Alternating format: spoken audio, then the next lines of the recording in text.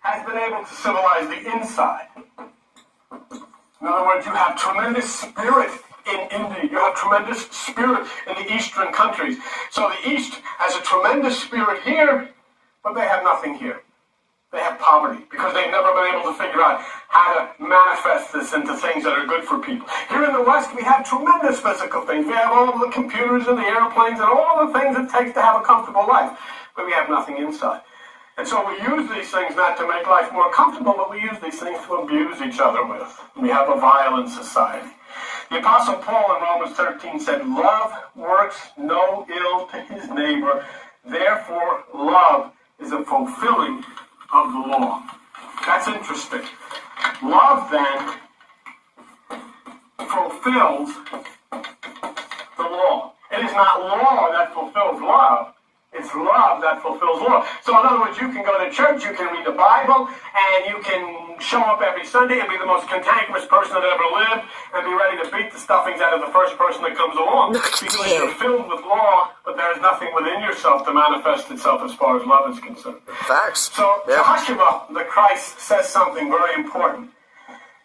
And I would like you to look at it. It's on page 780. It's in Matthew chapter 5. Matthew chapter 5 and verse 17. In Matthew chapter 5, verse 17, it says, "Think not that I am come." Now, the man did not have a poor grasp of the English language. Obviously, he would say, "Don't think that I've come to do this." He says, "Think not that I am come." Okay? "Think not that I am come to destroy the law. I am not come to destroy, but to fulfill but it, to right? fulfill." Yeah. Who has come? I am. I am. And I am is the name of the energy and the spark and that thing that dwells within you waiting to be resurrected. I am is the child within you. If you remember when Moses says to God, "Hey, what's your name?" He said, "I am." God, both, yeah. I am. An interesting thing about that, in that story of Moses, the name was I am that I am. And the symbols, the ancient symbols of that are YHWH. And it is the male and female. Okay? God, male and female, I am. Now, the ancients pronounced this YHWH, and God had the name of Yahweh. Okay?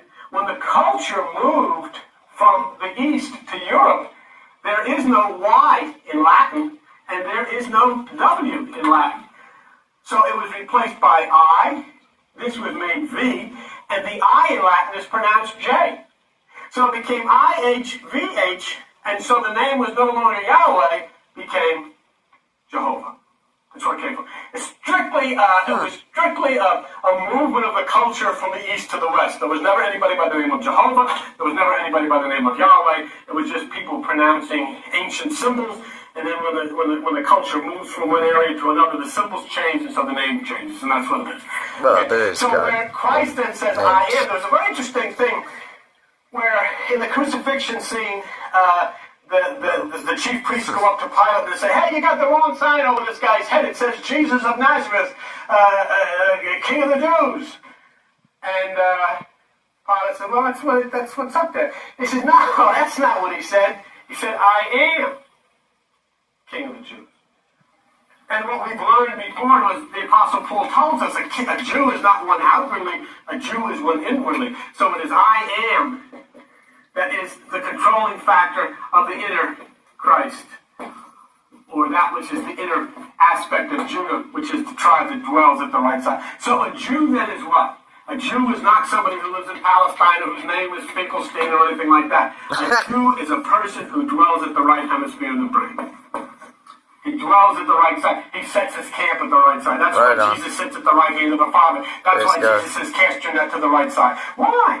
Because the sun in its trajectory, at the point of the rising sun, and the point of the spring equinox, the sun consumes that which, as we talked about this morning, the lamb Aries, and then moves in the eastern sky to the right hemisphere, and summer comes. In your body, there is the solar plexus, which is the place of the sun, when the energy of meditation reaches it up to Aries, which is the pineal gland, it then throws open the right hemisphere of the brain, and summertime comes to your life. That's the whole reason. Wow. If on December the 21st, which is the shortest day of the year, the sun went through a constellation called Taurus, Jesus would have had been killed a different way than he was. On December the 21st, the sun goes through the constellation Crux, which is the cross. That's why he's crucified. Because the sun is crucified on December the 21st, which is the shortest day of the year. If it had gone through the constellation Taurus, he would have been gored by a bull. That's the way the story was written, because the entire story is cosmology. The entire story is astrology. So he says, think not